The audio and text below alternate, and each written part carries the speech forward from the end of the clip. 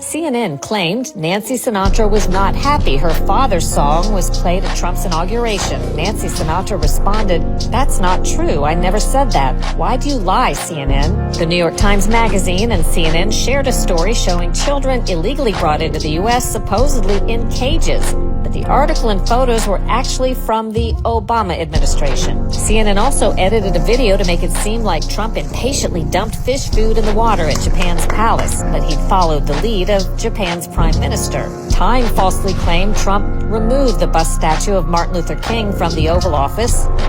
TMZ reported Trump changed Black History Month to African American History Month, but Presidents Obama, Bush, and Clinton had all called it African American History Month. BBC, The Guardian, and others reported that Trump wasn't bothering to listen to a speech by Italy's prime minister since he wasn't wearing translation headphones.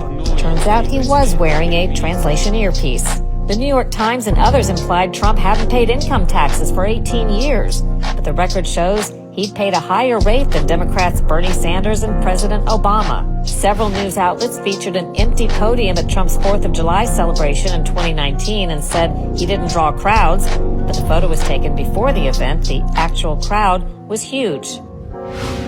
The UK Telegraph apologized for at least 8 mistakes in an article criticizing Melania Trump. In 2018, NBC incorrectly reported that Trump stayed home at Christmas time, the first U.S. president since 2002 to skip visiting the troops. The news went global, but it wasn't true. The media had jumped the gun.